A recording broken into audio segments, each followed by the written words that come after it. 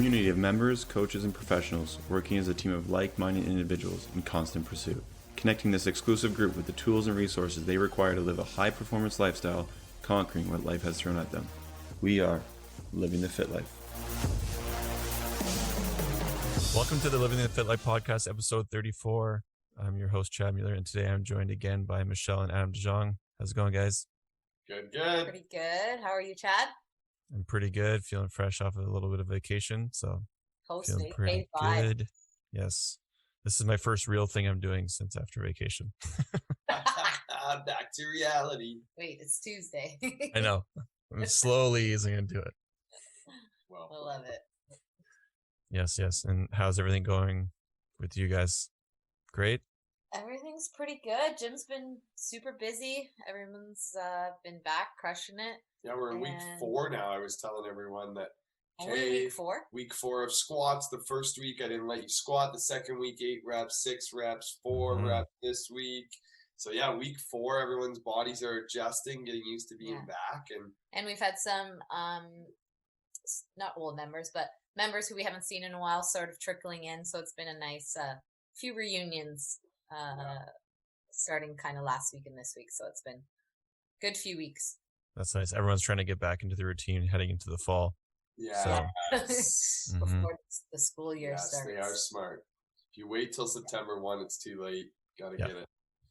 Get it. For sure. Yeah, I did on vacation. I didn't do what we would call our normal fitness. I did a lot of hiking and golfing, and I hit the gym 3-4 times in like a span of like 2 weeks. But it was active every day. Yeah. Yes. And then yesterday I squatted and my legs are like bricks today. I'm pretty sure we talked about that in our 2-minute drill. A safe return to fitness. Yeah. We did turn. I went easy. Yeah. I took it.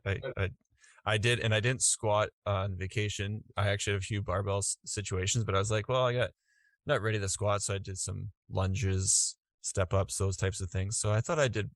Wow, Chad. I thought I handled it well. I'm impressed. How about the food and beverage consumption? Beverage was low.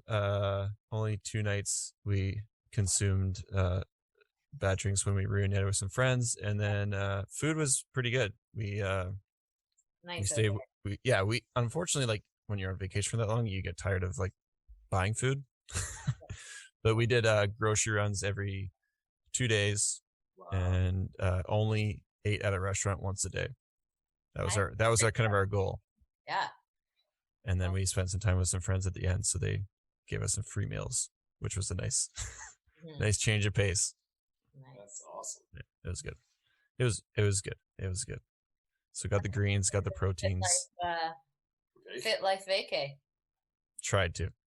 It was pretty much make sure we get greens, make sure we get protein, and then fancy coffee shops will give us the carbohydrates.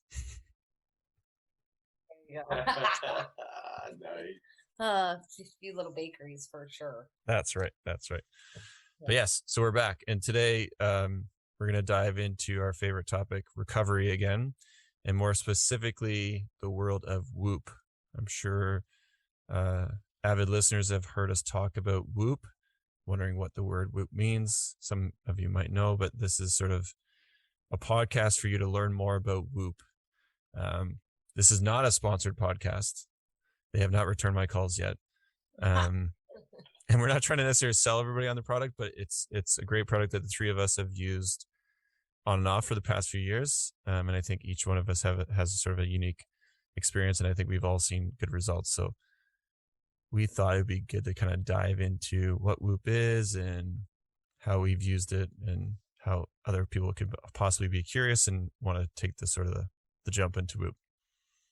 Yeah, I would say I've for sure been getting a lot more questions over the last few months. I think it's becoming a lot more popularized on the PGA Tour and some of the, more global sports, and a lot more interest in, hey, like, whoa, this is cool. I see, the golfers' live heart rate data showing and recovery scores. And so it's been cool to talk to people more about why we're wearing it and what it's all about.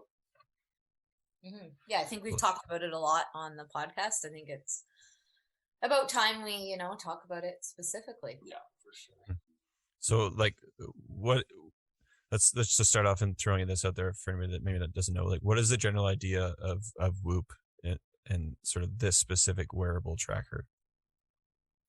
Yeah, so basically every day it sort of tracks your recovery, the overall strain that you put forth each day, your sleep, and it gives you sort of an overall recovery score. Basically, sort of to allow you to train optimally so that you're not sort of overreaching or putting yourself into that area where we can get into adrenal fatigue and all those sorts of things. So it sort of keeps you balanced between overreaching and maybe not working hard enough. Right. Yeah, it's not just a sleep tracker. They've taken it, like, sleep trackers been around for a while. There's a lot of sleep trackers out there. They've kind of taken it to the next step, which kind of feels like why Whoop is so cool, is because they've kind of been able to figure out how to mix it all in. Because I think when Whoop, the CEO, Will Ahmed, talks about what he created it because he was injured one day and he wanted to understand how his body was set up for success, and possibly if his recovery, or if he could figure out if his body wasn't ready or wasn't acceptable to like high strain or take on stuff, he would like to see that ahead of time so he could possibly alter his training, possibly, or something like that. For sure. Exactly. Yeah. I see it more as a performance tool than just like a sleep tracker. Yeah. Cool. And yeah, I think Adam was saying, I saw it on the CrossFit Games. They had the live strain tracker. That was cool. It was cool to see and sort of compare different athletes, but yourself too. Like, I know where I'm at and where I would be in that sort of workout. Yeah. And it was neat to see where these professional athletes in their sport, where they're at. I also find the golf super fascinating because they have the spikes that they have just from stress response versus serious physical activity.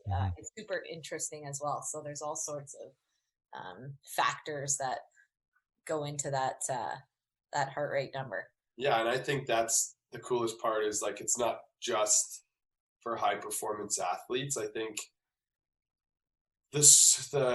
the recovery score that you wake up and see every morning is kind of an indicator of how you treated your body the previous day and how sharp you're going to be for the day ahead. So I think it's like a physical and mental, let's call it like an optimal health score going into your day ahead, and a tool that you can use and say, okay, yesterday, what did I do to, get my recovery so high? How can I do that again? Or what did I do that possibly got it so low? And then what can I do to do that again? So it's a really cool tool to analyze your daily activities, physically, mentally, work, social, and kind of what works for you and what gives you the most optimal recovery. Yeah. That's cool. And we're not scientists at all, and we're not data scientists at all. And there's a lot of stuff that you can dive into in the Whoop resources about how they do these things. But we wanted to come across as sort of an honest experience on how we use it and how we use it on a daily basis, and kind of look at how sort of habits have been sort of formed over time. I'm curious, and I actually know, Michelle, you were the first one to get. What was the story? What was the reason why you got it first? I actually got it for Adam for was it your birthday? Yeah, I think I just qualified for Wadapalooza. Okay. And Michelle wanted me to start tracking not just my training, but my recovery leading up to. So in November is my birthday. I just had qualified in October. The event was at the end of January. Okay, what can we do to like get you performing at your best for January? Let's, dive into Whoop.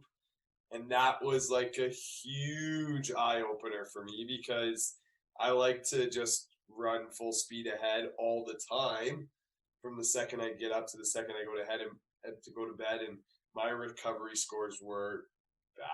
Basically, it was my way of gifting him something that was super cool, but that was like Yeah. sort of enabling recovery, because he was just like going way too far on the one side, overreaching on the scale. Right. So it was like a cool way for me to get him something that he would hopefully, instead of me nagging at him every night, you know, he had this performance coach that he was able to see and maybe listen to maybe a little bit more than his nagging wife. Yeah. Gotcha. That was kind of, and I was like, you know what, if he's doing it, I might as well do it too. And I was by no means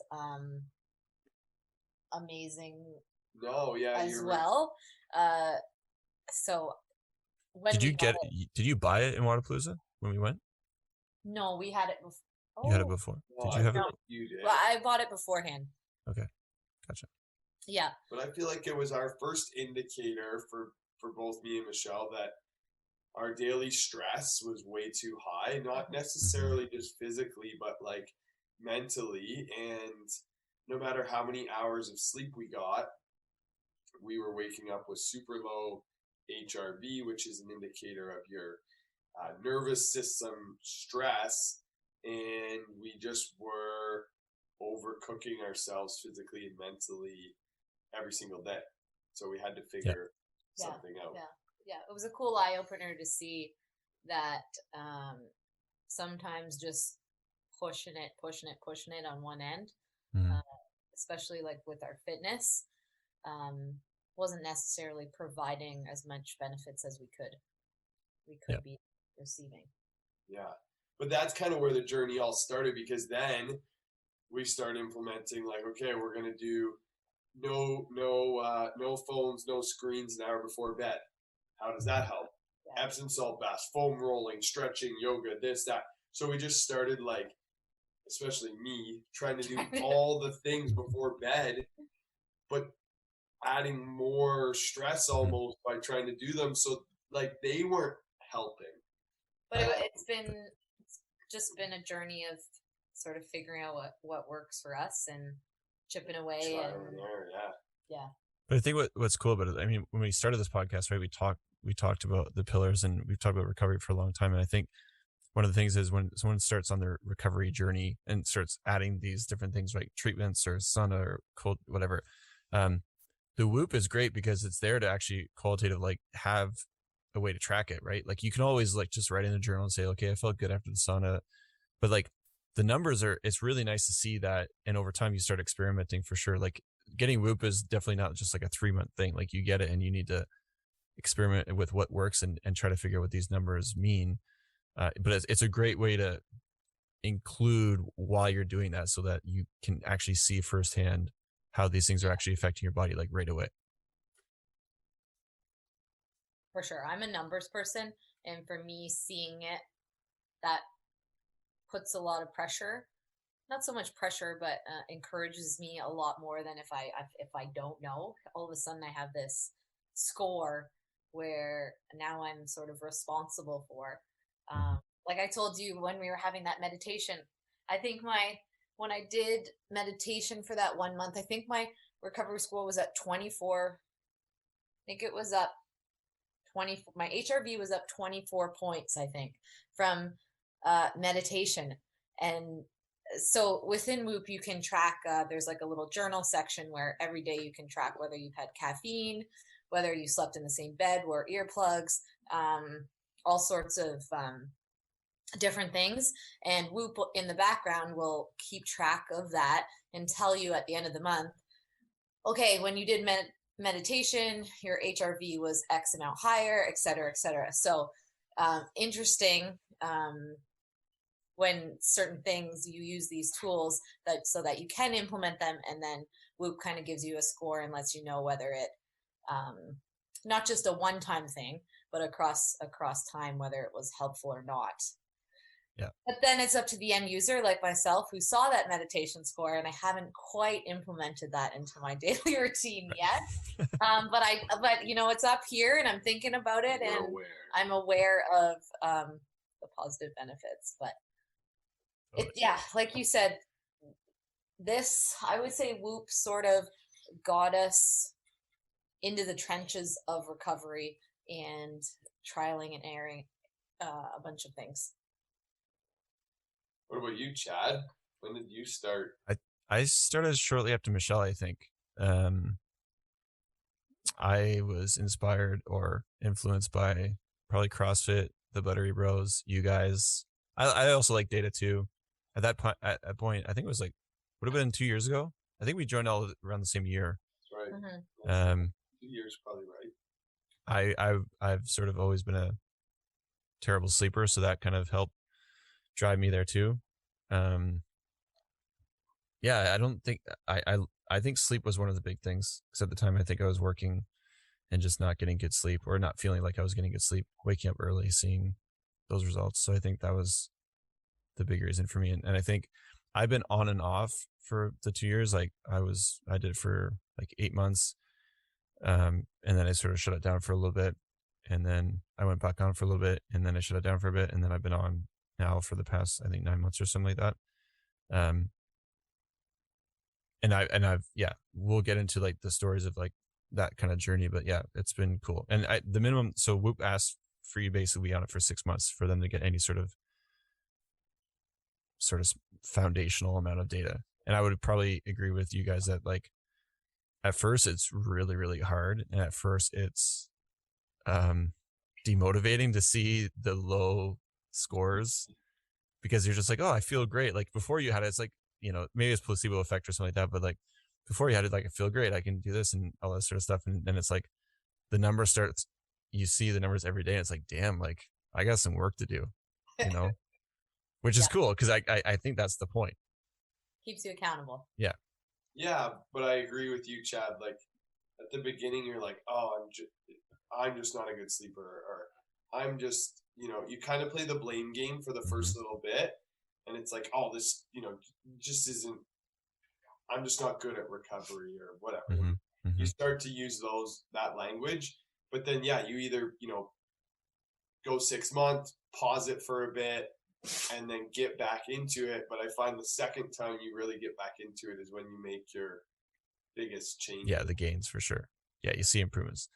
And yeah, so the basic idea with Whoop, I'm going to give my quick sort of introduction. You guys can tear this apart as best as possible. But strain is basically how much strain, and Whoop is on your wrist. It measures heart rate variability, your resting heart rate, a bunch of different things. It gives you a strain out of 21 is the scale, and the higher you go, the harder it is to keep incrementally going up. And then recovery is how your body has sort of recovered from the previous day's strain. So you can imagine if you have a really, really high strain, your recovery is going to have your recovery score will be low unless you did certain things to try to drive up that recovery. And then sleep is the sort of the third pillar for them, which they track sleep consistency, sleep stages, all kinds of like the duration, all that sort of stuff. And they have a sleep coach and this sort of, so these are the 3 pillars of Whoop. And so I think, did I explain that like somewhat pretty decent? Yeah. I like that. Yeah. Okay. So I wanted to kind of dive into each one, because I'm also kind of curious, because I'm sure. So one of the cool things that Whoop does is they have a lot of like resources online. They have a great podcast as well. And they, like you were saying before, right? A golfer versus a CrossFitter versus an Olympic rower or a marathon, right? They all have these different, you would think they would strain differently or they would recover differently, but it's really interesting seeing that kind of data. So like strain, we can dive into strain. We can probably all assume that Adam probably hits a really, really high strain because of the volume of exercise he does. I don't know if that's accurate or not. That's a really big assumption. It's funny because in the gym, so all winter doing CrossFit training competitions, my strain probably was around like a 14 or 15 a day out of 21. Okay. because when you're training in the gym, your heart rate's up and down so much, so there's not a lot of constant strain, especially if you're training smart. And then in endurance season, my strain is, if I do a big training day, my strain is almost like 21. You know, a long bike ride, a long run, I'm close to 21. But I would say on average, the volume isn't always the driver of the top strain score. It's more like, what intensity are you training at? Are you always redlining and pushing too hard on training days? And if you're like constantly 18, 19, 20, 21, you're going to need to back off your training, or you're going to be or you need to have the best recovery ever. Right. Or you need to invest a lot of time into your recovery. So yeah, I really love the graph, you know, in the morning or at the end of the day that shows like, okay, out of 100%, here's where your sleep is on the graph, and here's where your strain is on the graph. Are they the same? Is recovery more? Is strain more? And then that's really like your indicator of. So, and I would say, talking about the different exercise forms, like we've noticed, hands down, running would be the biggest, highest strain. I know, Chad, you get a high strain on golf, but we've noticed, I would say, running is the biggest one. And I think we can all agree, like running is very punishing physically, on your body, your heart rate, like. And usually your heart rate's demanding, the highest for sure. Yeah. I think it makes sense. I mean, compared to like my zone too, I think most people would say their my zone band peaks pretty high when they run versus doing a little CrossFit circuit or boot camp circuit. Exactly. Yeah, even though I mean, obviously intensity. If I do a 45 minute or an hour LP class, a fortitude class, like pretty intense, versus a 45 minute to an hour run, my strain for my run would be higher. Yeah. It's that constant kind of pounding. No breaks whatsoever. Yeah, no breaks. Yeah, it's not hit interval training. Yeah, it's pretty crazy. And I think what's really cool, and yeah, I guess what I've noticed too is not just, so what Whoop does, they also give you, they'll sort of cut out your training time. They can see obviously the peaks. If you're having a heart rate at like a 185, you're obviously not watching TV or sleeping. So it actually cuts it and it gives you the strain for that sort of workout duration. But then strain continues to calculate throughout the day. And I noticed my first year doing it, my strain was extremely high, like every day, like even just bouncing around the house, doing these different things. It was crazy. And I would have probably a really high strain, like 19 to 20 on some days, where now my second time around, and I think, I've removed a lot of stress in my life. I think back then I was very anxious and I had a lot of stress, and I was just like going all day in and I could feel it too. I can notice a difference now. Like my second time around, my average strain is way down, even though I can still flag golf, which I know for some people, golf doesn't come up. Golf is like probably like a 10 or 11, I think, that comes up in my day, which is like 4 or 5 hours. So it's not like super high, but like my strain now is a lot lower. So like, I think going back to what you said, like mental stress somehow, some way plays a huge, significant way into this device, which I think I really love that idea, because you can feel it. You can feel when you're just anxious for a few hours, and this device tells you. It's high for you as well. Possibly, yeah.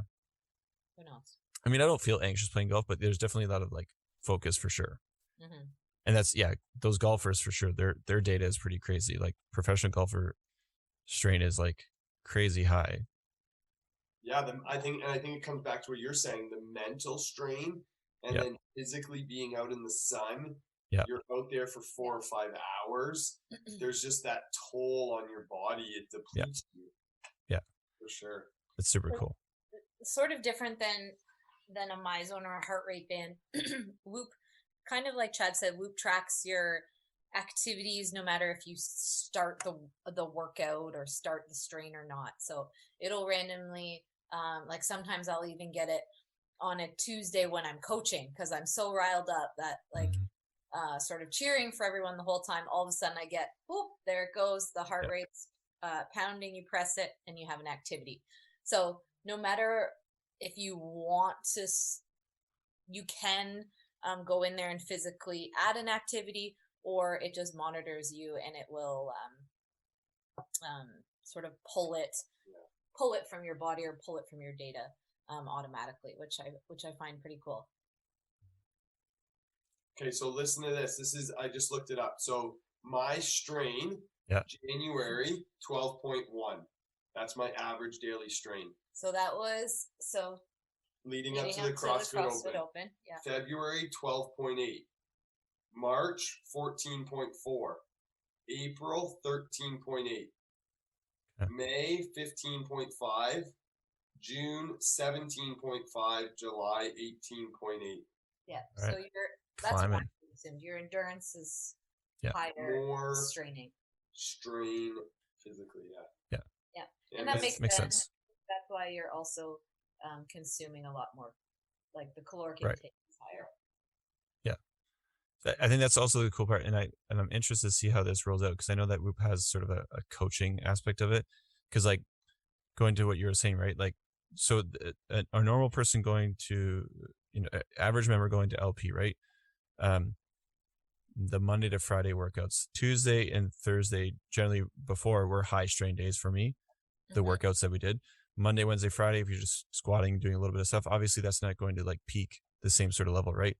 And you guys designed that program for a reason, and it actually showcases really great in Whoop too, right? Because you don't want to be like going back to Adam's training, like you're not running a marathon every single day. Your body shouldn't be straining at a 21 or a 20 every single day. And you can actually use that data on a weekly basis to say, okay, like I just had 2 really significantly high strain days for whatever reason, whatever sort of athletic performance I did. Maybe the third day I should maybe try to recover, should try to rest. Like if I look at my week or look at my previous few days, you can make that sort of judgment call to say like, maybe the app is telling me I should take a day off, or maybe the app is just telling me to sort of do an active recovery day or a day where I'm kind of pulling back, right? Mm-hmm. Yeah, exactly. Like Adam does a really good job of, they have huge weekends right now for their Ironman training, Saturday and Sundays, huge strain. But then sandwiched from Friday and Monday is a little bit of strength work, like minimal strength work just to keep his body in good form and recovery, injuries, all of that stuff, and low strain. So he's basically just recovering on those days or prepping for those days because of that large strain, or else he could get injured or And I actually see it on Mondays after a tough weekend. My strain will still be high because my body's still working hard from the weekend. Yesterday it was 15 because I was that exhausted. A lot of coaching that day, but still. Yeah. And I think back to how my body felt after a huge Saturday and a huge Sunday. I was constantly working to try to get rid of aches and pains and fatigue, and that's kind of what the side effect. So it's such a smart tool for our members that love to pound it every single day. Like your results physically and mentally will be way better if you just find that balance of optimal strain and recovery. We have a few new members on Whoop that like to pound it every single day. It'll be cool to see their data over the next couple months. Michelle, what does your strain data look like? Are you pretty? My Tell us last year versus this year. This is good. Last year I was also in endurance pretty heavily in July. So I was on average 16.1. And then this year, 2021, so just last month, my strain was 11.1. So a lot less. Yeah, that's crazy. Into optimal health and heavily into a different routine. So still getting my exercise in there. but definitely way lower strain. Yeah, it's crazy. Because I mean, like a 16.1 on average, like that means there are at least like 3 or 4 days a week that you're probably like 19 or 20 strain. Absolutely. Me? That makes sense. No, but yeah, last year. Oh, last year. Yeah. Sorry. Like it's an average, right? Because I'm sure you have a day that you're like 10 or 11 in recovery, but that means that you have a Any peak day of like I ran, 18, 19. I was right up there. Yeah, my runs crazy. were at least 15 or 16, then plus the day strain. Yeah. So it's crazy. Yeah. But as we go through here, it'll be interesting to see, interesting to talk about. Yes, my strain right now is a lot lower, but it's cool to see the different data and how all of that plays out. So I'll talk a little bit recovery. more. Yeah. Yes, that's good segue to recovery. Because I think recovery is probably the number we put most value on. I think so. Yes. Yes. We definitely. Especially because they've got the green, the yellow, the red color. Yeah. When you get a green color, it's a good day. It's a good day. So recovery is the score you get out of 100%, and they give you some fancy colors to make it a little bit more fun. Basically, red is between 0 and 33%, and then 34 to 66 is yellow, and then 67 to 100 is green. And so if you're waking up in the green, generally speaking, your body is primed and ready to take on the day to whatever you want to throw at it. If you wake up in the red, you might be suggested to lay down.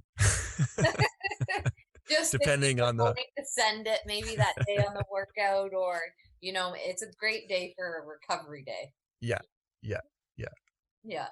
And so like recovery, they use heart rate variability, resting heart rate, sleep and respiratory rate to create a score out of their sort of graph. So wait, can we stop for a second, boys? Yeah. What's been your lowest recovery? I wish you would tell us that somewhere, but I know your lowest recovery.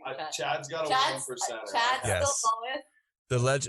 There's still an urban legend out there whether you can get a 0 or not, but I've hit 1% a few times. There's tried a few times to hit 0%. Yes. But so yeah. 1% is basically having a fun night and waking up the next day, and you feel like 1%. Yeah.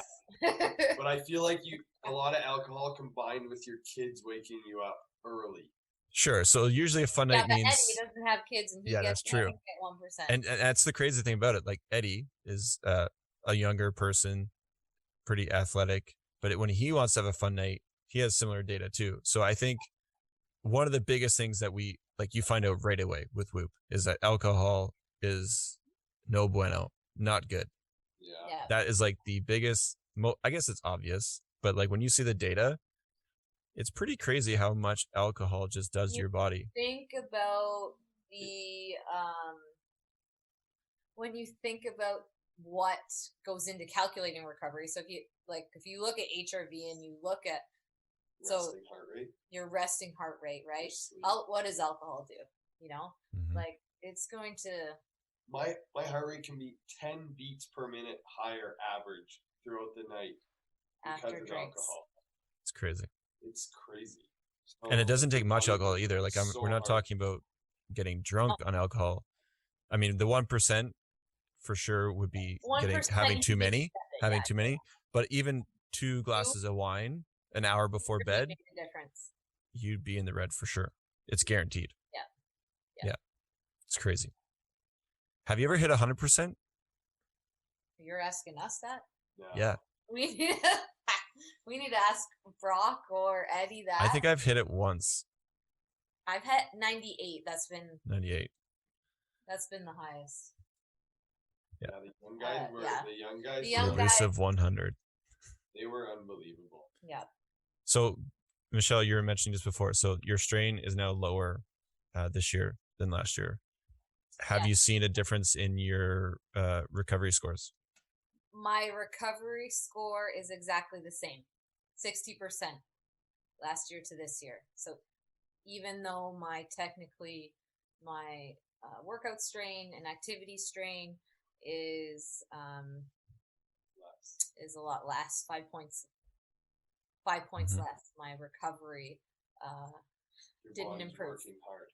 Still, Okay. right? Your body's working hard in a Yeah. different way. In a different way than my Right. workouts. Right. Yes. Which comes through in my nervous system, in my resting heart rate, Right. all. I think they actually have a cool article in there about pregnancy and how resting heart rate sort of shoots up right away when Mhm. you get Mhm. pregnant, and your data changes Right. immediately. Yeah, that makes sense. And Adam, would you say so one of the things that's really cool that the professionals are doing, and I wanted to see if you do something similar, Adam, is almost like timing your recovery or peaking your recovery. Like Justin Thomas had this really cool article that they posted about him when he won the majors this year, that his recovery actually increased as the golf weekend went on. So Sunday was his highest recovery, even though he was training, but he was able somehow, right? He's able to kind of peak his recovery for the sort of the main event, if you will. Do you find yourself like getting high recovery going into like the big volume sessions on the weekend, and then you're seeing like a big drop after like those sessions? Yeah, that's incredible that he Yeah. does that. It makes so much That's sense impressive. because He also gets paid for it. I mean, we're talking about, I'm not comparing you to him. I know Noel Olson No, had but I another thing think that it's he did cool. too. He would literally invest Yeah. every hour of the day the second he got off that golf course, Right. to like recouping, rebuilding. Right. And the final day, if you're in the final, you don't wake up until like 10, you don't hit the course till like 4. So like you're like all morning to do nothing to wait. Right. So they don't have a hard day until later in the day. So, I mean, but maybe mental stress is different, but Yeah, for for sure. But maybe that's where he ties in, like some different sort of mental work or whatever to relax his mind. For me, it's, I know the things I need to do to peak for those days. Unfortunately, because they land on the weekend and often there's social events on Fridays and Saturdays and then big training days next day. The best I can do is just be smart. So I know how I have to, even like the food is a big thing too, right? Like overeating or eating junky, greasy food, you won't sleep the same. So I just definitely have way more awareness around alcohol consumption and then the amount of food and the type of food, so that I know, hey, maybe I'm not going to wake up in the green, but I could have woke up in the red. Like I know how to make sure that I wake up, around 50 to 60% instead of around like 20 to 30%. Right. Adam's found out how to balance enough social with enough of his like recovery tools that he can still perform well. That's right. I like to push my body to the limit. in all areas. It's like, how can I find that balance? Yeah. If I train under slight, like compromised fatigue, then on race day or like competition day, then I'll be at my best and I'll find a whole new level. So there you go. I get it. I get you. That's not the science I want others to use, but that's my science.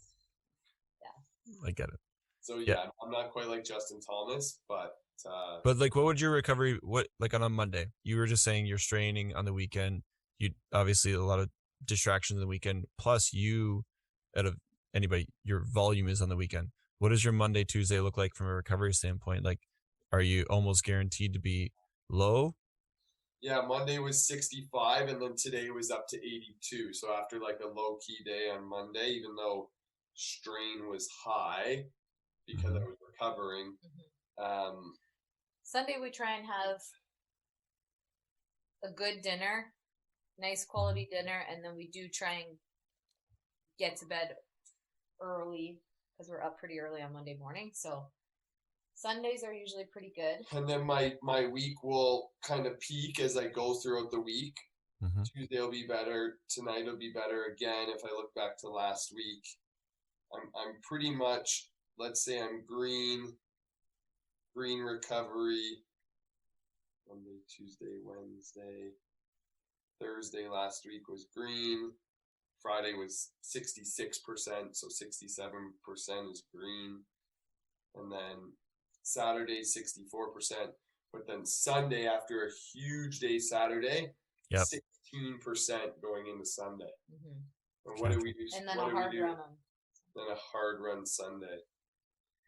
Yeah. What did we do Saturday? Nothing crazy. Oh, we went out for dinner. But yeah. No, I mean, great. that makes sense. I would say my recovery definitely ramps up Monday, Tuesday, Wednesday, Thursday, Friday, and then I'll see it drop again over the weekend as I hit the big volume, and then it'll. And I would say that's probably with the average population as well. Whether they're training or socializing on the weekend, I would say I would see the same generalizations. Yeah. I've actually noticed this time around, I mean, overall, I've improved my Whoop data tremendously since the first time. Like, I had a rough go the first time. But one of the things I noticed is, like, I'm pretty much green starting off the week for a good three days. Like, Thursday is when I start slipping to sort of yellow. And then, yes, sometimes I might hit like a Saturday or Sunday red. But the thing, I was looking at some data from my previous time, and I had a lot of, like, if I looked at my graph, if you put like sort of recovery horizontally, and sort of the score vertically, like, I had a lot of peaks. I would be up and down like every day. Like, it would be go to green, drop the red, go to yellow, or go to green, drop the yellow. And then I'm looking at my data now. I'm actually much more like not peaking, but I'm actually sustaining like a few days in the green. I kind of do like a little roller coaster versus before is very, very sporadic. If you look back on your consistency, which we'll talk about maybe a little bit in the sleep, like if you look back on your schedule, you're going 5 a.m., 7 a.m., 5 a.m. Like, so could have been that difference in that sleep routine that put you sort of on that. And when Michelle says consistency, she means, like, for the listeners, what time? Yeah, are you going to bed and waking at the same time each day? Yeah, that played it. Yeah, for sure. And even like back then I was straining at sort of higher peaks. Now my strain is much more consistent across the board. Like, I'm not all of a sudden throwing out a 19 and a half or a 20 day, and then the next day I'm doing like a 10. I'm pretty much like between 10 and 15 at any given time. My training has changed a little bit, but I've also been able to control my strain a bit more. So that really helps too. Yeah. I did want to ask you guys, because I think this is one of the cool parts about Whoop. They have a journal, so you can sort of pick from various different topics that sort of you want to track. I wanted to ask if there was any sort of big journal topics or outliers that affect your recovery, whether it's good or bad. So, like, these are things like hydrate, melatonin supplements, CBD supplements, sauna, hot tub, cold tub. There's a lot of different things, like eating processed food. There's a lot of things that they track, but I know everyone picks what they want to pick on their own. I wanted to know if there's any sort of specifics that you guys have noticed that always come up for you, whether it's good or bad. Okay. Minus alcohol. In a journal. Oh yeah, I know that's the alcohol. Big we could all agree that alcohol is not good. That's a big one. Alcohol's not good, but then on the good side of things, I think both of us saw some huge benefits from sauna and hot tub or cold tub. Yes. Sauna, hot tub, and then like cold. So contrast, that was like a huge boost to recovery in HRV. Melatonin has been like a game changer. I used to get barely any deep sleep or REM sleep, a lot of wake time, a lot of disturbances, and immediately after starting to use melatonin, I noticed a massive difference in disturbances, deep quality of sleep. Yeah. And that's an interesting one, recommended by our naturopath, because we just said we were getting a lot of disturbances at night. I was getting up to go pee a lot. I was waking Michelle up, and she said, have we ever tried melatonin? Like, people who have a restless mind at night, see a ton of benefit with it. And we had in, and that made a huge difference. Yeah, sometimes the summer, and especially the summer, can be tricky with like our circadian rhythm, and like here's the sun still up and we're going to bed at 7:30, right? Your body, like your melatonin is not produced, like you shouldn't really be going to bed, you should still be awake. So going against the sunrise sunset, kind of giving your body melatonin via supplement can sometimes trick your body and help us get into that deep sleep faster right away. I agree. That's made a huge, it was plus 19% recovery my last month. Wow, cool. Incredible. Cool. That was a big one for me. And then I would say there's a big debate in, the Whoop crowd about the sex. What do they call it? What do you put in the journal? I'm looking at it right now. Sorry, hold on. We should know it more. No, should we? I think you were engaged in sexual activity. Sexual activity, yes. I think we were noticing the guys. So the guys, of course, said, "Oh, it helps my recovery," and of course, the ladies, most of them have said, "Oh, it hinders my recovery." Wow. So I wonder what it actually does, or if that's just our nature that we're. Mine actually came up this month as minus 2% recovery. Oh, It's been positive before. Yeah. Okay. But yeah, I think the jury is still out on that one. I think it is. I think what they really need to do, and maybe we'll ask Whoop about this one, is the time of day as well. Like, is it right before your bed, and all of a sudden you're jacking your heart rate up, maybe, right. And then you're trying to go to bed right away, or like, is your time maybe earlier on in the day, or that's a good point. I think they need to do a little bit more digging in that. And agreed. Those professional athletes could use the extra bit of info on that. Yeah.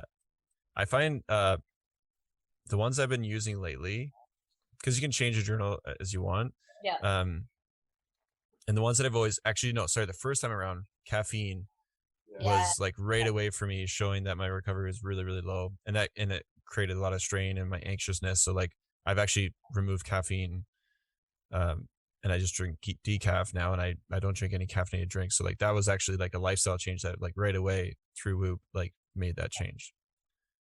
It's crazy. Like I don't want to give up sex because my recovery is a little bit, like caffeine is something you probably give up, right?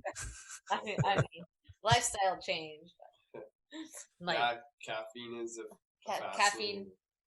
I'm like you, Chad. I don't have really caffeine, especially now. I don't have caffeine, but I wanted to ask you guys about one though. Like, the one that also has a bad recovery for me is a late meal. That's always come up as like bad, and I can like almost when I eat it, I already know that tomorrow like my recovery is gonna be lower than it should be. Like, do you guys have that same sort of thing, whether it be a casein snack or like an actual meal? For us, it was more like we used to do the yogurt and granola before bed. Yeah, right? For me, it was only the big meals. Yeah, like a late dinner. Yeah. Right. We went out late for dinner, came home to bed like right away. Yeah. I didn't notice it with my casein before bed, but okay. It was just if it was a monster meal. Yeah, you're having a late dinner at like 8 o'clock and you're planning on going to bed at 9. Your body's just not ready. It's trying to digest and I'm not ready to go to sleep. Yeah. Two positive ones for me that I don't really track anymore, but I used to.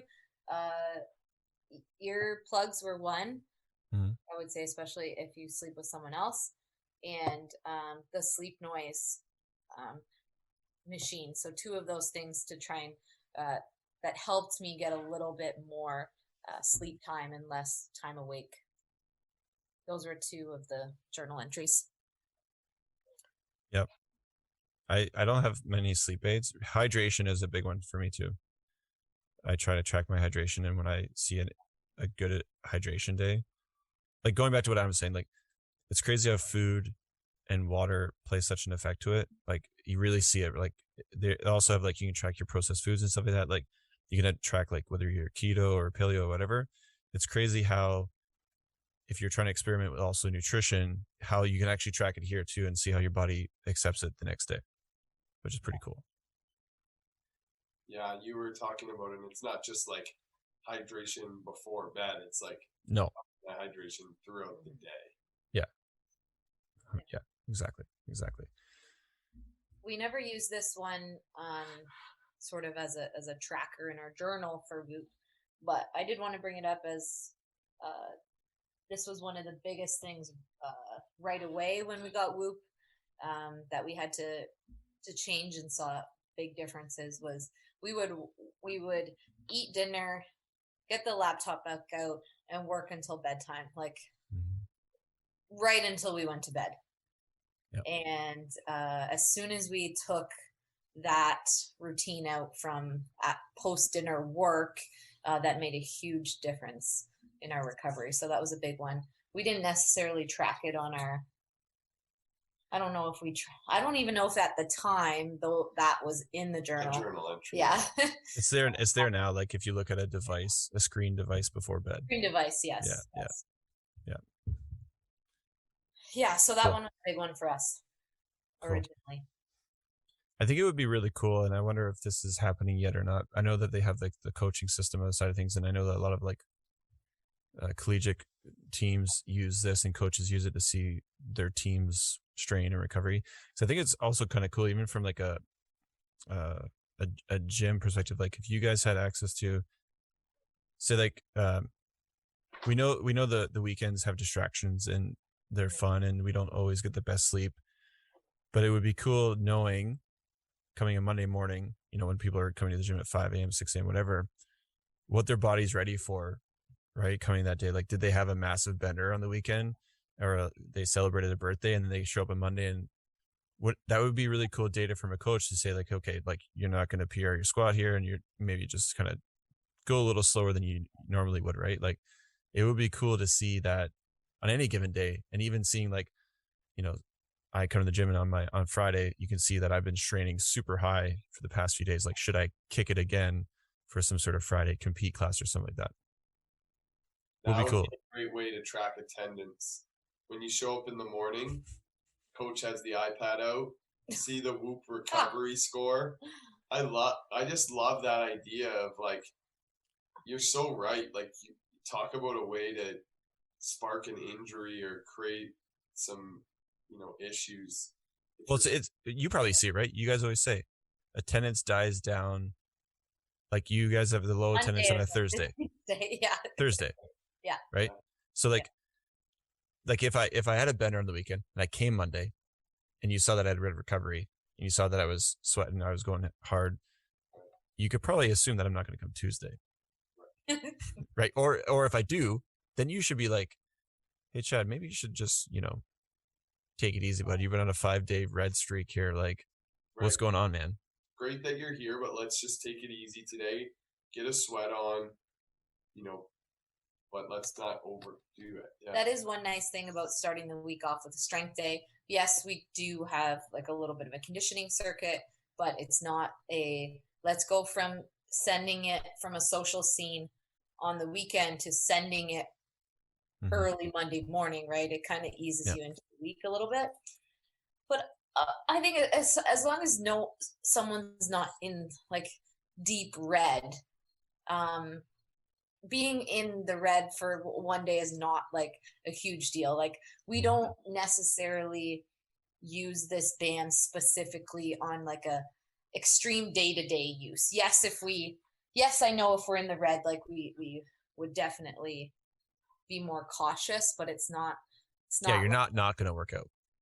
Right. Like, sometimes getting the body moving, and obviously you have to be aware of where you're at, but like, unless someone's in red, I wouldn't.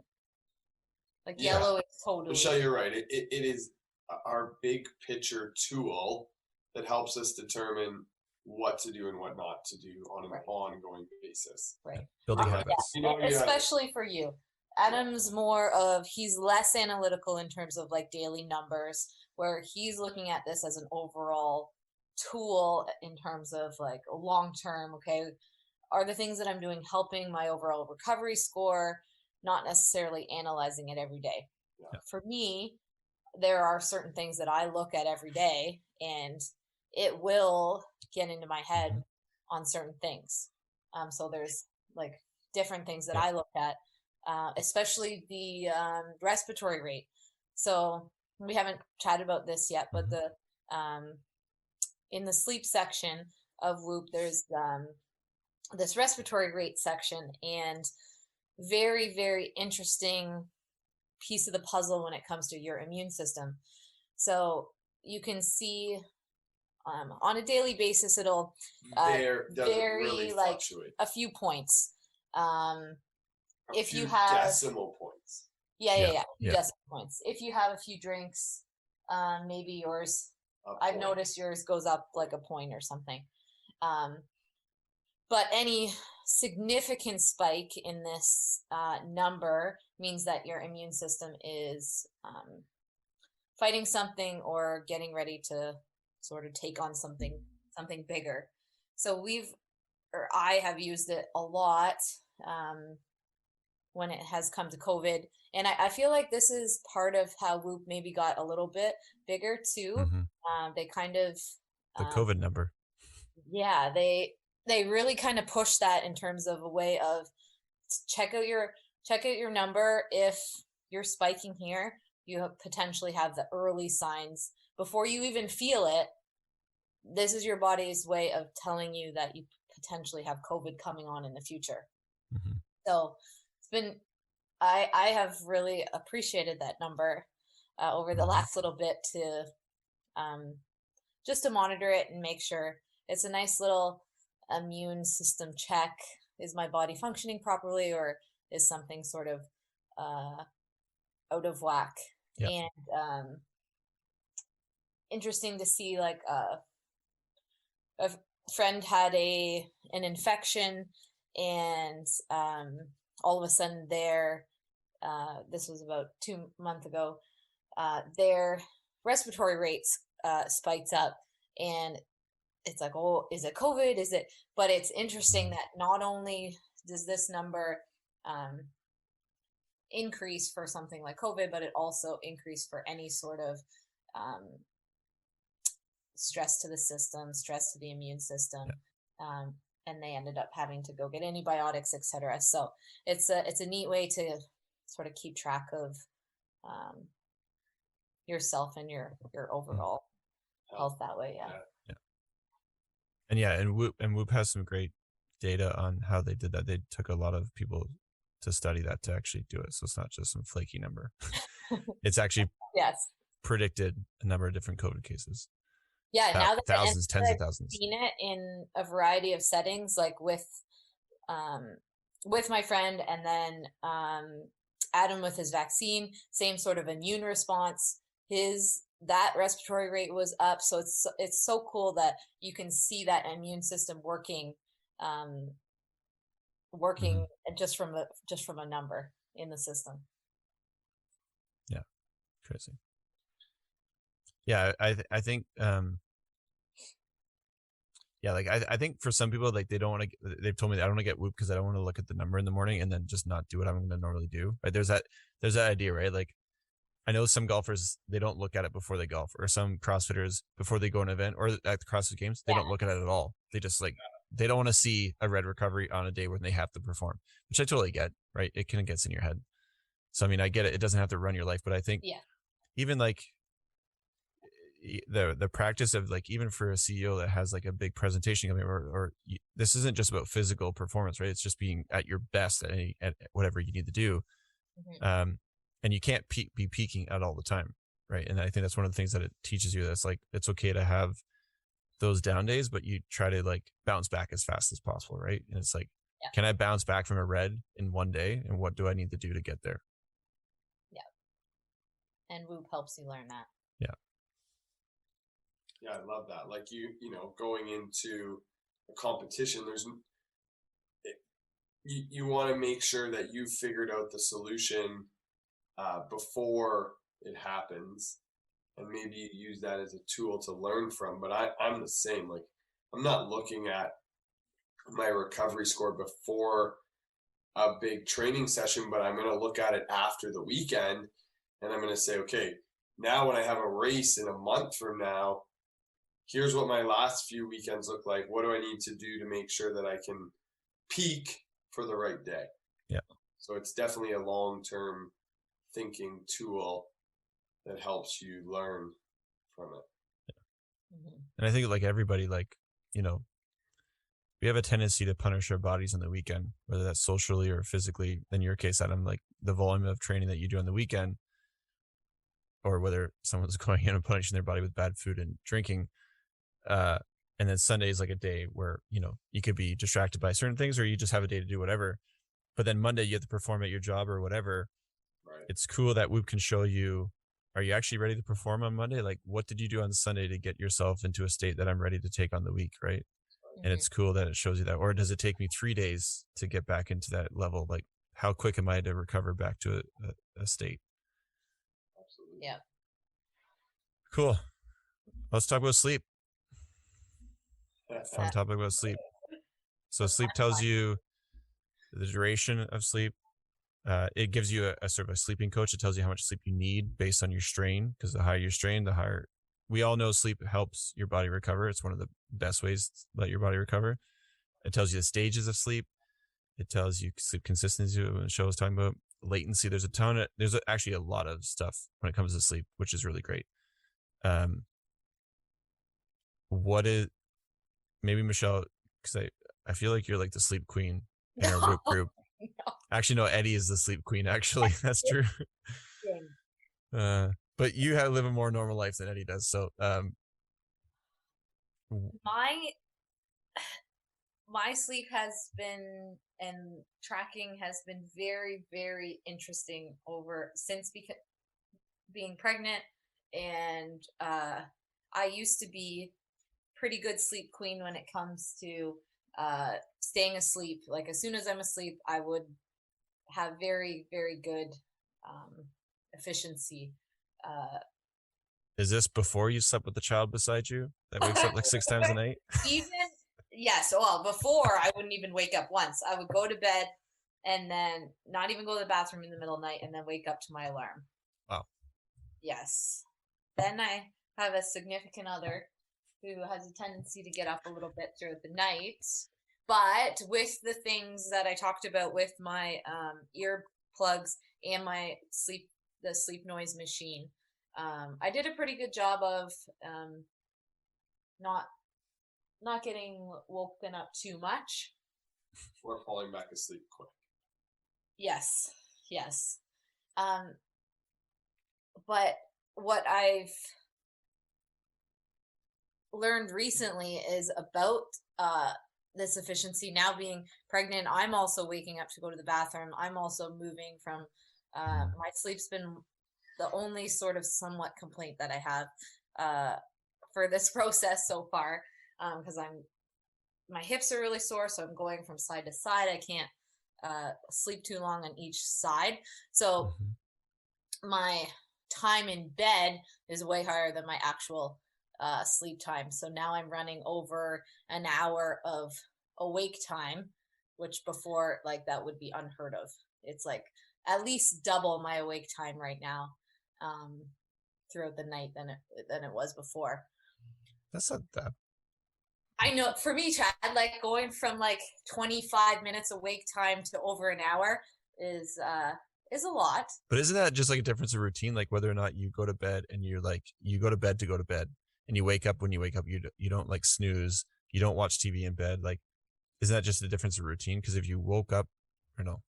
No, this is like I went to sleep. Time in bed versus time awake. Like I went to sleep at 8. I got up at 4, but throughout the whole night, let's say I was awake an hour. Okay, I see. So this is like actual. What are the disturbances like? Like how many disturbances does it give you usually? 10 to 12, I would say on average. Nothing. I have 15 to 20, like consistently. Me and you are more alike, Chad. Yes. I think maybe. Okay. So this is the cool part. So I talked about my strain from last year to this year, which was a lot lower, but you could see my recovery score was the same. Yep. only reason is because, not only reason, but if we take a look at my sleep efficiency, I'm 95% more efficient right now than I was last July, 87%. Wow. So that's crazy. You get 95% of the sleep that you need on an average basis, like on a daily basis, more or less. yes. That's wow. But that's only that's only no, wait. So my time, that doesn't make sense. Not efficiency. My time, sorry. My time is 95%, but my efficiency is so low. So even though I'm getting 95% of what I actually need for sleep, my efficiency is bringing that recovery score down to 60%. Gotcha. I see what you're saying. You know what I mean? Yep. I see what you're saying. So even though I'm straining less, my sleep quality isn't there. And that's why it's bringing down my recovery to 60%. Which makes sense with the changes you're going through. Yes. Yeah. But so interesting to see that all of those numbers sort of align and how it all plays a factor. Because you think, oh my gosh, like my training is so much better. Why the heck am I not recovering better? But there are so many factors. So if I were to say continue with that 16.1, my recovery would be so bad and not necessarily what I would want to be doing right now in terms of my ultimate goal. So Whoop's definitely. But anything in the 90 percentile, I would say, is a good sleeper. Yeah, I mean, you could. Yeah, I am a good sleeper. Yeah, but then I guess this is the problem though, because I guess this is the mistake that I made by saying that, because if you're in the percentile of 90%, you get the 90% of the sleep you need, which is great. But that's not all. But this is the assumption, because people think duration is what you need, but it doesn't matter. Like I'm discontinuing the idea of whether it's deep or stage or light sleep, whatever, which then shows up in the recovery score, right? So that goes back to what you're saying. Your recovery hasn't changed, but your sleep has improved. Yeah. Okay. Gotcha. Exactly. Gotcha. And I'm assuming, because you guys have a pretty regimented sort of schedule, is your sort of sleep sort of consistency, like time in bed and time awake, pretty consistent, like pretty tight? Time in bed and time awake is consistent. Our problem is the mornings that we get up to coach the 5 a.m. class, we go to bed earlier than the days that we get up later. So Whoop doesn't like the data or this thought of like 3 nights a week or 2 nights a week or 3 nights a week you're going to bed at 8 o'clock to get up at 4 o'clock, but then 2 nights a week you're going to bed at 9 o'clock to get up at 5 o'clock, and then 2 other nights a week you're going to bed at 10 o'clock to get up at 6 o'clock. The more consistent you are, the better your rhythm, circadian. From my sleep, since you called me the sleep queen and you think I have the best sleep even now, when I look at my monthly performance and weekly performance assessments, when it comes to sleep, the only area that I do need to work on is my consistency. Okay, interesting. Everything else is in good spots, but consistency. I think it's tough when you're waking up early during the week and then you want to do a little bit on the weekend. Yeah, of course. Yeah, it makes it a little bit trickier in terms of consistency. But, for the listeners, it's so important, if you can control it, to pick a bedtime and stick with it. I think that's the biggest thing for you, right, Chad, is you now have you're trying to have the same routine on a daily basis during the week. Yeah. The biggest wake-up call for sure, and Michelle, you preached this really early on, was sleep consistency, and I just kept saying, no, whatever. And I just didn't, because it is hard. Like, going to bed at the same time is not easy, because you have kids are in bed by 8, and then you want to do something, and maybe you get carried away in a TV show, or you get carried away doing something, and then all of a sudden, no matter what, you're waking up the same time the next morning, probably, because if you have a weekly routine, it's going to happen. And honestly, I have to give all the credit to, I guess, myself, because I bought my wife a Whoop band, and she's helped the sleep consistency for sure. But it's crazy actually seeing your partner, and even looking at you guys, like the sleep differences between you, Michelle, and Adam, or me and Christine. She's almost hitting 100% sleep all the time, and I'm not. And so like sleep duration is a common thing to talk about, right? Like, oh, everyone has to get 7 hours, 8 hours, but then they say, well, it's unique to to yourself, which I think is absolutely true. But understanding that sleep consistency is like by and far so much more valuable than the duration of sleep I get is crazy. That's crazy. Yeah, I would agree. But what I want to pull out of there, which is something we talk about all the time with Fit Life, is having that sort of support and accountability partner. Mm-hmm. If you are looking to make some changes, maybe get that nice little Christmas gift for your partner, or that's right. Or if you're on your own, then you're gonna have a beautiful night's sleep. But definitely, if you do have someone that you do sleep with, it helps. It helps if you can get them sort of on the same page, or sleep in a different room. We have that too. So yep. Some people do that as well.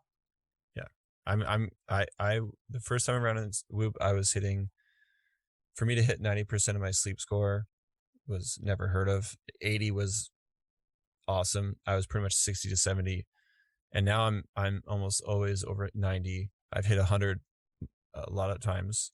And my sleep debt, and like that's the other thing we should talk about too, is sleep debt. Like Whoop is really cool because I think that was the problem that I had before with my sleep inconsistency and not getting enough sleep, is that you actually create debt. So like oftentimes every day I would have an hour plus of sleep debt. It's like, how am I supposed to get 9+ hours of sleep? And I'm sure, Adam, you probably feel the same way.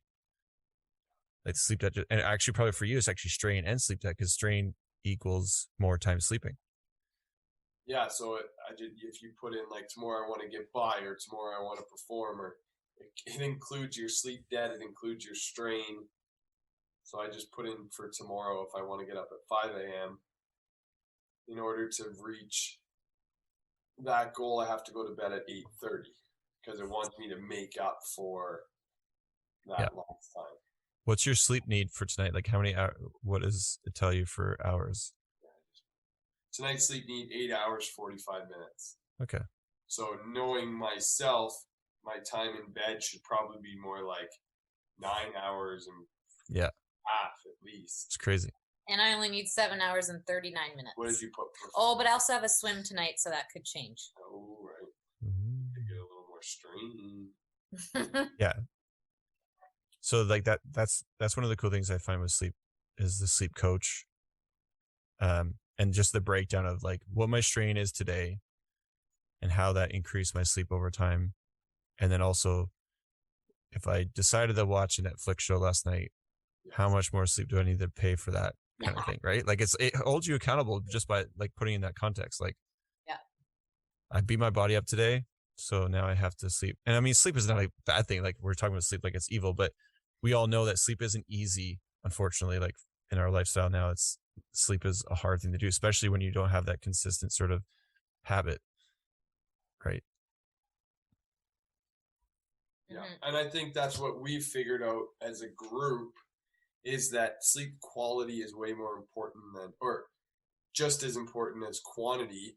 So like having a bedtime routine and winding down and relaxing before bed is more important than just hitting the pillow because I have to get 8 hours of sleep. It's better to wind down, recover, relax, unwind, get 7 hours of really good quality sleep instead. Because we have a few people at LP that like get like, 6.5, 7 hours of sleep at most, but like really good quality sleep and awesome recovery scores. Right? Not encouraging less sleep, but encouraging more quality sleep for sure. Yeah. Yeah. Quality, yes. And Quality sleep indicated by your routine, probably, right? and like your The HRV. stages. And just, Yeah. And I think one of the things is like, even though the data doesn't lie, and when you first get it, it's like, how am I supposed to change? How would I change this? Right? Like, it almost seems like a really uphill battle, but then you realize that you're just forming habits, and then over time, like I don't know, do you guys find when you wake up, you kind of already know the color before you even look? I'm getting better, because sometimes if I wake up and I'm super exhausted, like, not exhausted is not the right word. Like, like when a kid wakes up, they're still groggy and they're still like asleep They're almost. still in their deep sleep. Right. Like, I knew that I was in a deep sleep and I'm actually going to have a great, like, that's how I felt today. But it was actually a sign that I had a really good deep sleep. Or if I dreamed a little bit the night before, then I know I was in a really deep sleep. So it's like all these little things that you kind of forget about as an adult, that like you're supposed to wake up feeling tired because you're in a deep sleep, and you're supposed to have a dream when you get in a deep sleep. And so it's Adam has too many dreams. Melatonin, baby. Melatonin. Well, I didn't have dreams for probably years because I wasn't even in enough of a deep sleep to do it. I disagree. You've been talking in your sleep for a while. For a long time. Amazing. Awesome. The Whoop band. Yeah, I think we dove pretty deep into Whoop. Absolutely. Hopefully there are some people that listen that might try it out. I think it's definitely worth the investment, and I think it's also, it's not with anything that we talk about, it's not a quick fix for sure. Like, I think you got to really commit to at least a year of it to really build those habits. I mean, it's changed I can already, like, on what, like, I don't drink caffeine anymore. I make sure I drink lots of water. Like, I don't eat late. Like, I mean, I've made habits just based on Whoop telling me what's good or what isn't. And guys, this is coming from a person who pretty much tossed his Whoop band in the garbage last time. Like the first little bit when he was using it, because he was so rattled. So if you do end up getting a Whoop band, give it some time. Don't overanalyze too much at the start, and just sort of build those habits as you go. Don't be too analytical. Yeah, for sure. Saying that, but no, that's true. Good disclaimer. That's good advice. And what's the deal? If you want your first month free, they just have to ask us, and we can refer a friend. Yeah, that's right. That's the deal. That's right. Make sure you ask me, ask Michelle or Adam. I'll be fair.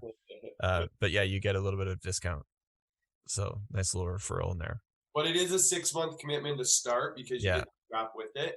But I think 6 or 3? Is it 6? These guys, right now? I think it's 6. You guys already talked about it, but like, you need 6 months to just live with it and have it on. Mm-hmm. Yeah, the first month is like, just let it happen. It's figuring out your Just body. let it happen. Yeah, just let it ride, baby. Just let it ride. Awesome. Thanks, Chad. Cool. Thanks, guys. This was fun. And if anyone has any questions or wants to like see the app, or just see the data.